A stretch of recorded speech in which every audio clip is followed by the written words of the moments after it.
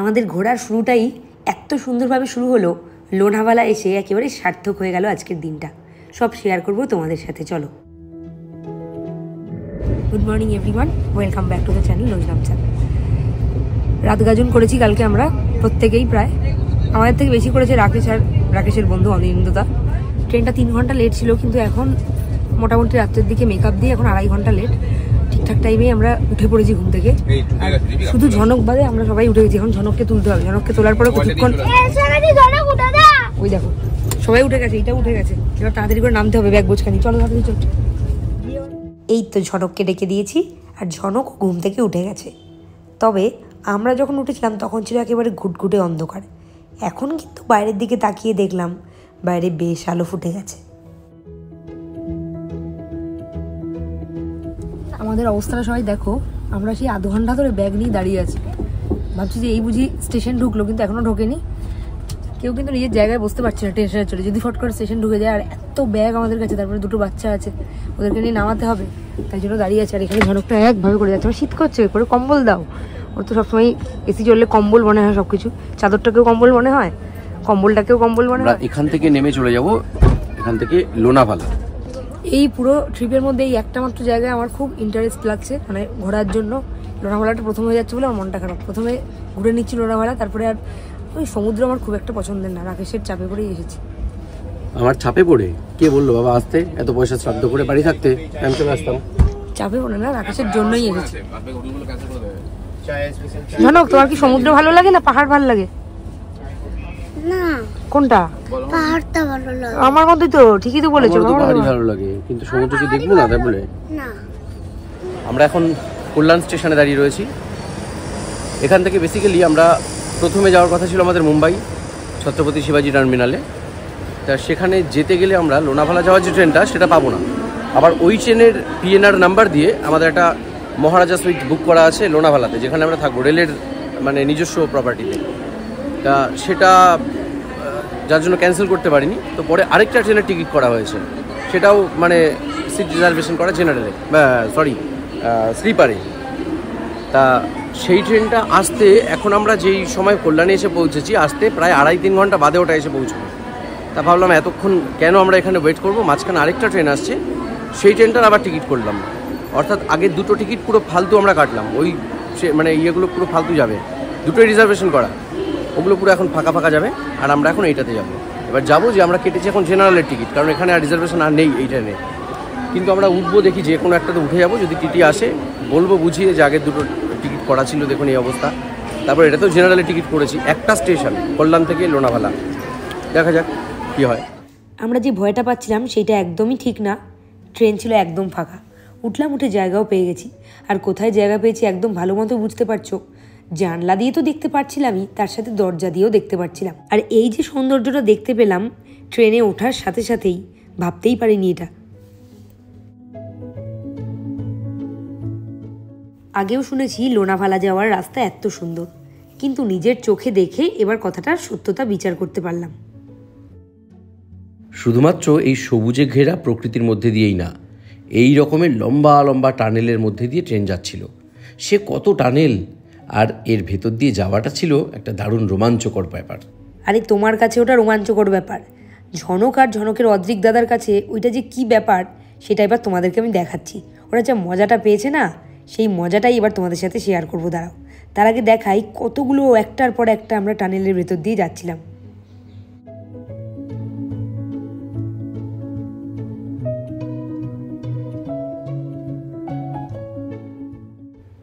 তোমরা যদি কখনো লোনাভালায় আসো, কল্যাণ স্টেশন থেকে লোনাভালা পর্যন্ত এরকম ট্রেনেই যেও। ট্রেনে গেলে যে সৌন্দর্যটা পাবে, গাড়িতে গেলে সেই সৌন্দর্যটা মোটেই পাবে না। আর তার থেকেও বড় কথা, প্রচুর টাইম লাগবে গাড়িতে। ট্রেনে আমরা মাত্র 1.5 ঘন্টায় পৌঁছে গেলাম লোনাভালা।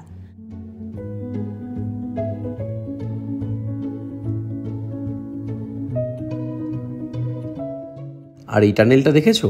টানেলে মধ্যে মধ্যে আবার বৃষ্টিও হচ্ছে। আর এই টানেলটায় কিন্তু পরপর 2টো লাইন পাশাপাশি। যখন 2টো ট্রেন একসঙ্গে যায় তখন কেমন লাগে বলো তো?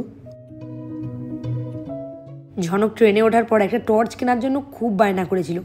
টর্চটা কিনে দিয়েছি, আর যখন টানেলগুলো যাচ্ছে ওই ব্যাটা কি করছে দেখো, ওই টর্চের আলো টানেলের উপর ফেলছে। আর দুটোতে কি মজাটাই না পাচ্ছে দেখো।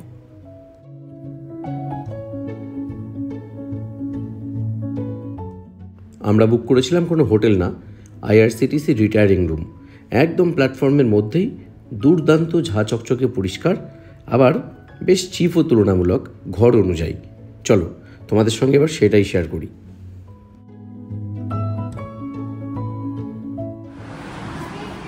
এই হলো আজকে আমাদের ডেস্টিনেশন। তোমাদেরকে আগে দেখাই, ঢুকেই এখানে একটা সোফা, এখানে আরেকজন সব বের করতে লেগে পড়েছে। আর ঝনক এত পরিষ্কার ঘরটাকে নোংরা মনে হচ্ছে, চটি দাও শুরু করেছে। এসি নেওয়া হয়েছে ঠিকই, কিন্তু এসি লাগবে না, এত সুন্দর ওয়েদার, শীত করছে ফ্যান চালিয়েই।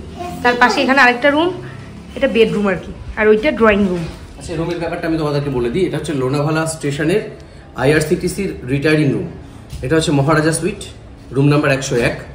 আর ওপাশে ডিলাক্স আছে, ডিলাক্সের শুধু এই পোর্শনটা আছে, আর মহারাজাতে এক্সট্রা হচ্ছে এই বাইরের সিটিং এরিয়াটা আছে। এর রেট হচ্ছে 2300 টাকা মতো পড়েছে, ঠিক আছে, ট্যাক্স ফ্যাক্স সব দিয়ে। কিন্তু একবার তোমরা দেখো বাথরুমের সাইজটা দেখো।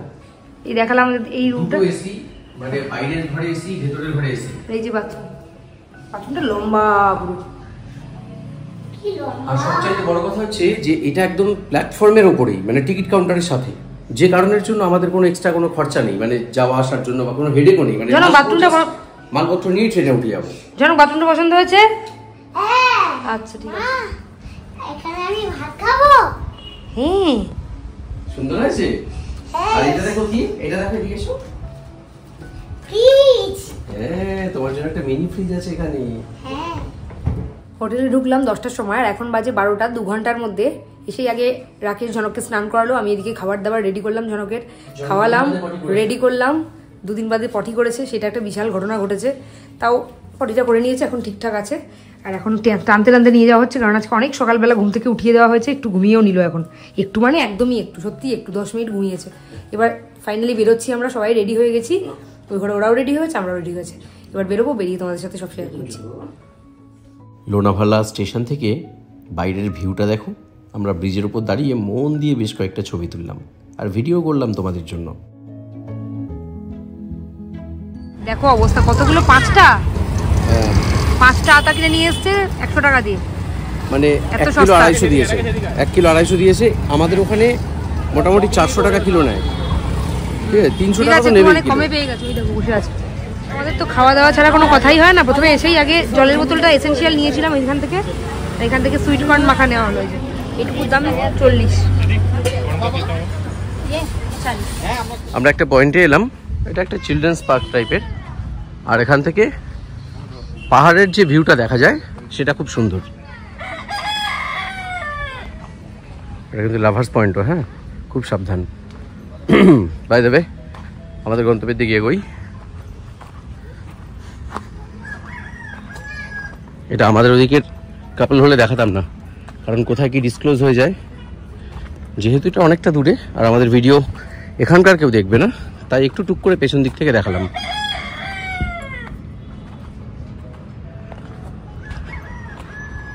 এই দেখো এখানের জাস্ট ওয়াওওয়ালা সিনটা দেখো।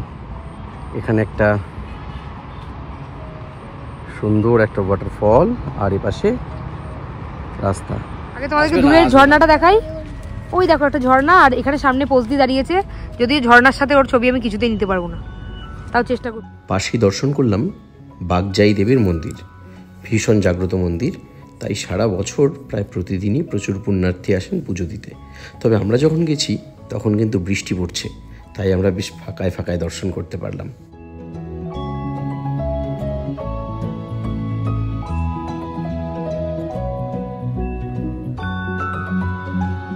প্রথম যে ভিউ পয়েন্টে গেলাম তার পাশেই একটা মন্দির ছিল, দেখালাম তোমাকে। আর মন্দিরের থেকে পিছনে এসে এত সুন্দর ভিউ দেখে এখানে দাঁড়াতে বাধ্য হলাম। একটু এবড়ো খেবড়ো রাস্তা হলেই কিন্তু ঝনককে ধরে ধরে নিয়ে যাচ্ছিলাম, কিন্তু এখানে এসে একেবারে পরিষ্কার জায়গার মধ্যে দেখো অদ্রিক দাদার পেছনে দৌড়াতে গিয়ে ঝনক একেবারে ধপাস। পাহাড় মানেই সেইখানে চলে রোদ আর মেঘের খেলা। এইখানেও তার অন্যথা হচ্ছে না, এখানেও তাই হচ্ছে, আর সেইগুলো আমরা খুব মন দিয়ে দেখছিলাম।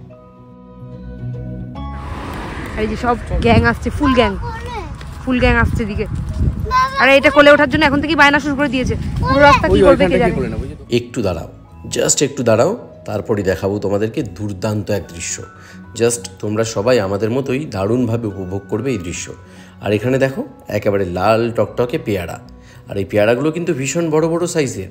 শুধুমাত্র এগুলো নয়, আমরা প্রায় এক একটা পেয়ারা 700-750 ওজন এমনও দেখেছি। हम जहाँ पे खड़ा है इसको कहते हैं সানসেট পয়েন্ট। সরি, বাংলায় ফিরে আসি। আমরা যেখানে দাঁড়িয়ে আছি সেটাকে বলে সানসেট পয়েন্ট। এদিকটা সানসেট পয়েন্ট। সানসেট পয়েন্ট ছাড়ো, আমার তো রাস্তাটা দেখতে দারুণ লাগছে। ওফ, দূর অবধি দেখা যাচ্ছে, একেবারে দূর অবধি। এই লোকেশনটা তো লাজবাব, কোনো কথাই হবে না। কিন্তু তোমাদের আরেকটা জিনিস দেখাই, সেটা হচ্ছে এখান থেকে লুকিয়ে রয়েছে, দেখো পুরো ব্যাপারটা।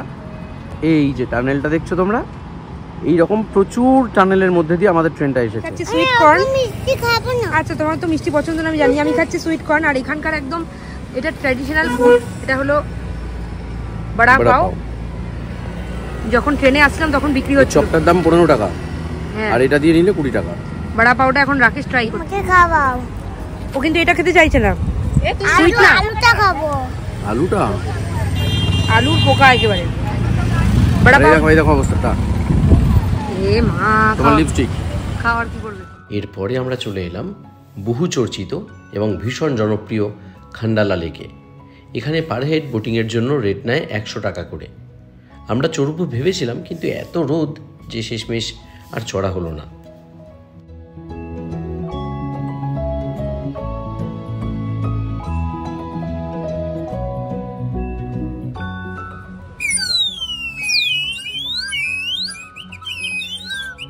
ঝনগাছকে এখান থেকে কিনেছে এই পাখির বাসিটা। আর এই যন্ত্রটা বাজিয়ে আমাদের একেবারে কানের পোকা নাড়িয়ে দিয়েছে সারাদিন। এরপর আমরা গিয়ে পড়লাম এক রেস্টুরেন্টে। সেখানে দুপুরের খাওয়া দাওয়াটা সেরে নিলাম, ভাত, রুটি, ডাল ফ্রাই আর মাশরুম মশলা দিয়ে। খাবারের রেটটা একটু বেশি হলেও টেস্ট ছিল অসাধারণ। খিদে পেটে আমরা যেন একেবারে হামলে পড়লাম খাবারগুলোর ওপরে।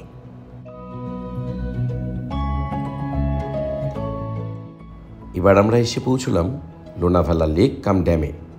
জায়গাটা এত সুন্দর, এখান থেকে আমাদের উঠতেই ইচ্ছে করছিল না, কিন্তু পিছু টান রয়েছে, এখনও বেশ কয়েকটা স্পট কভার করতে হবে।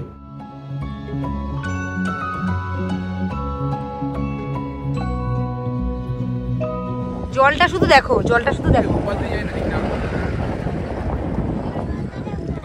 ভালো লাগছে। ঝনক, ঝনক কই ঝনক? বাবার বলে তোমার কেমন লাগছে? উঠো না, উঠো না, কেমন লাগছে আমাকে বলো। ভালো লাগছে। খুব ভালো লাগছে। আসো এদিকে আসো। যত টাইম যাচ্ছে একটা করে ভিউ পয়েন্টে নামছি আর মনটা একেবারে ভরে যাচ্ছে। এত ভালো লাগছে বলে বোঝাতে পারছি না, প্রকাশও করতে পারছি না, এত ভালো লাগছে, দারুণ লাগছে জায়গাটা। ছড়ানো পুরো চারিদিকটা একদম, এই দিক থেকে একটু ওই দিক করতে মানে ঘোরাও এখানে ফটো। মানে প্রচুর উঁচু সুউচ্চ পাহাড় তা না, কিন্তু দৃশ্যগুলো দারুণ। এই স্পটকে এবার টাটা করে আমরা এগোচ্ছি পরবর্তী জায়গায়। আমাদের পরবর্তী ডেস্টিনেশন হচ্ছে লায়ন্স পয়েন্ট এবং টাইগার ভিউ পয়েন্ট। চলো এগিয়ে যাই। পথের মধ্যে দেখা হলো এক পাল ভেড়ার সাথে। দেখো ওই যে দূরে ছোট্ট ছোট্ট ভেড়ার দল। এদিকে একদম ঝমঝমিয়ে বৃষ্টি শুরু হয়ে গেছে, সেই লেভেলের বৃষ্টি। সবাই আমাদের বলেছিল যে পুনে লোনাভালা এদিকে যখন তখন বৃষ্টি নামে, ছাতা রেনকোট সব নিয়ে আসতে। আমরা ছাতা রেনকোট সবই নিয়ে এসেছি, কিন্তু রেনকোটটা আপাতত নিয়ে বেরোনো হয়নি, তাই না? রেনকোট আনা হয়নি তো, জনকের রেনকোটটা আনা হয়নি। দুটো ছাতা আছে আমাদের কাছে, তবে যা বৃষ্টি হচ্ছে তাতে দুটো ছাতায় কিচ্ছু হবে না।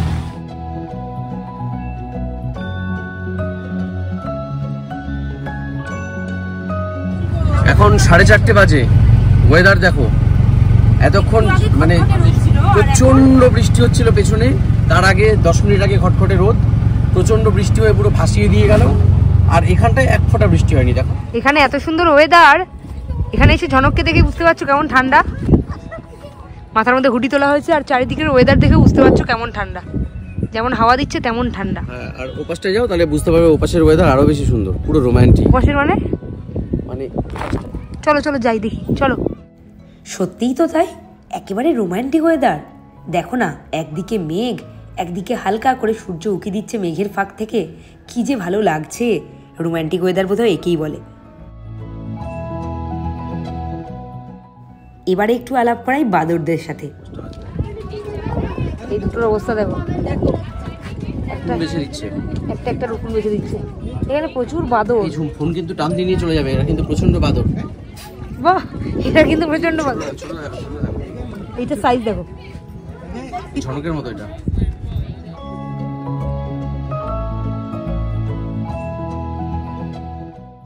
নিচে একেবারে গভীর খাদ, আর এদিকে এই পাহাড়টাতে ধাক্কা খেয়ে মেঘগুলোর সোজা আকাশের দিকে উঠছে। কি দারুণ লাগছে দেখো।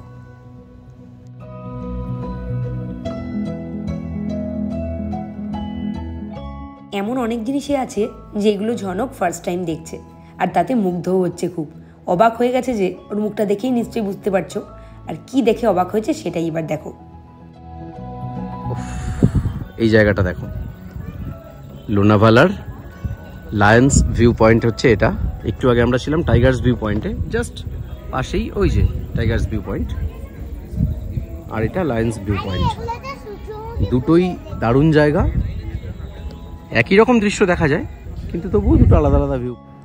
এই অপরূপ দৃশ্য তো দেখলে, তার সাথে এবার দেখো পাহাড়ি জংলি ফুল। এদের নাম না জানা থাকলেও এদেরকে দেখলে প্রেমে পড়তেও বাধ্য হবেই। আর তার সাথে ব্যাকগ্রাউন্ড মিউজিকও আছে, দাঁড়াও শোনাচ্ছি। ফুলগুলো দেখো, একদম পাহাড়ি জংলি ফুল, এত সুন্দরভাবে সেজে উঠেছে। আমরা কয়েক মাস আগেই অরুণাচল থেকে ঘুরে এসেছি। সেইখানে যেমন পাহাড়ের খাজে খাজে মেঘ আটকে ছিল, এইখানে এসেও এইটাই দেখলাম। সেই পুরনো স্মৃতি রোমন্থন করলাম এটা দেখে। এখানে রাস্তায় দেখলাম উট, ঘোড়া এসব চড়ে বেড়াচ্ছে।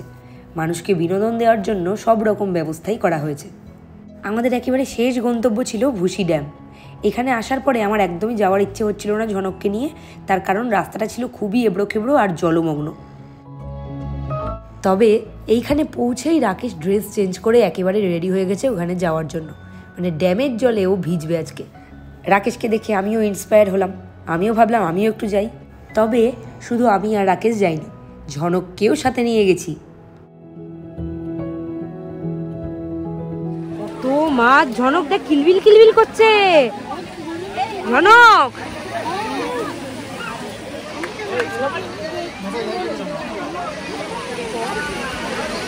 এই হচ্ছে লোনাভালার বিখ্যাত স্পট ভুসি ড্যাম। ভুসি ড্যামের ব্যাপারটা হচ্ছে এটা একটা ড্যাম, কিন্তু এর জল না আলাদা করে ছাড়া হয় না। মানে ছাড়ার বন্দোবস্ত নিশ্চয়ই আছে, সেটা আমি জানি না, কিন্তু জলটা সারা বছর এইভাবে যখন এটা পুরো ভরে যায় তখন এইভাবে ওভারফ্লো হয়ে ধাপে ধাপে নেমে নদীর আকারে বেরিয়ে যায়, এই আর কি। মানে এটা দেখো ওভারফ্লো হয়ে গেছে। বুঝতেই পারছো কোথায় এসেছি? স্বর্গে এসেছি, স্বর্গে। সত্যি সত্যি স্বর্গ লাগছে। এইসব জায়গায় না এলে, যখন এলাম ঢুকলাম তখন ওইখানে এত জল ছিল, রাকেশকে বলছিলাম যাবো না। ভাগ্যিস রাকেশ টানতে আমাকে নিয়ে এসেছে, মানে এই সৌন্দর্য দেখতে পেলাম। কোনোদিনও এইরকম ড্যাম দেখিনি, সত্যি। এত ড্যাম ঘুরেছি, এইরকম ড্যাম কোনোদিনই দেখিনি। এত ভালো লাগছে। ঝনককেও নিয়ে এসেছি, ঝনকও এখানে জলে পাবে যাচ্ছে। সত্যি লোনাভালার প্রত্যেকটা স্পট যে এত সুন্দর হবে আমি সেটা আগে বুঝিনি। শুনেছিলাম সবার কাছে এই জায়গাটা খুব সুন্দর, কিন্তু সত্যিই সুন্দর। এইবারে শুরু হলো এদের পোজ দেওয়া। এখানে জলের ফোর্স কতটা ছিল সেটা তোমরা শব্দটা শুনলেই বুঝতে পারবে। দাঁড়াও একবার শুনিয়ে দিই তোমাদের।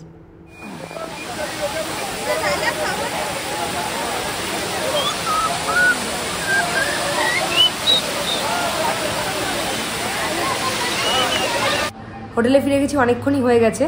ফ্রেশও হয়ে গেছি, ঝনককেও ফ্রেশ করে দিয়েছি। আর তাড়াতাড়ি করে ঝনকের খাবারটা রেডি করে দিলাম, মানে কেটে কুটে। সেইটা এখন নিয়ে চলে গেছে রাকেশ আর অনিন্দদা সিটি দিতে।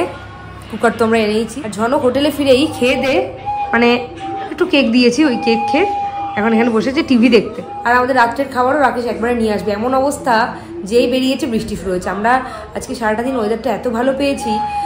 ঘুরলাম যখন তখন একদম দারুণ ওয়েদার ছিল, না রোদ না বৃষ্টি। আর যখন অটোতে ছিলাম তখনই বৃষ্টিটা হয়েছে। অটো থেকে নামার আগেই দেখছি বৃষ্টি কমে গেছে। দারুণ ঘুরেছি আজকে। কিন্তু ওরা রাত্রে যখন খাবারের জন্য গেল তখন একদম ওয়েদারটা বাজে, বৃষ্টিতে মধ্যে পড়েছে। অনেকক্ষণ আগে গেছে, এখনো পর্যন্ত ফেরেনি। ঝনকের খাবার করে এনেছিল, ঝনককে খাইয়েও দিয়েছি। এখন রাকেশের জন্য ওয়েট করছি। এই দেখো, একটা বড় সমস্যা যেখানে লোডশেডিং হয়ে যায় মাঝে মধ্যে। সকালেও দেখলাম, সকালেও একবার হয়েছিল, কতক্ষণের জন্য ছিল জানি না। আমরা তখন ঘুরতে বেরিয়ে গেছিলাম, আর এখন গেছে এই যে মিনিট 7-8 হলো। আর দেখো বাইরে দেখো আলো দেখা যাচ্ছে। বাইরে কিন্তু আলো দেখা যাচ্ছে, বাইরে কারেন্ট আছে। ওরা বলেছিল সেটা যে এটা রেল দপ্তর দেয়, এটা মাঝে মধ্যে লোডশেডিংয়ের সমস্যা হয়, আপনারা কিন্তু রুম নিচ্ছেন দেখে নিন।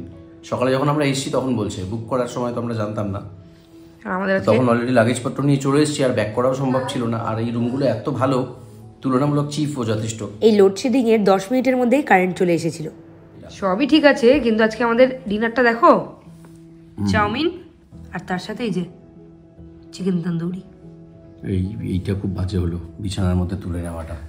কি করবো, কারেন্ট অফ হয়ে গেছে আবার, তার মধ্যে ঝনকের সাথে থাকতো। ঝনক, অনেক কিছু মানিয়ে নিতে হয় আর কি। ঝনক, ভিডিওটা শেষ করে দাও আজকে। আজকের মতো গুড নাইট, কালকের ব্লগে দেখা হবে। দাদা গুড নাইট।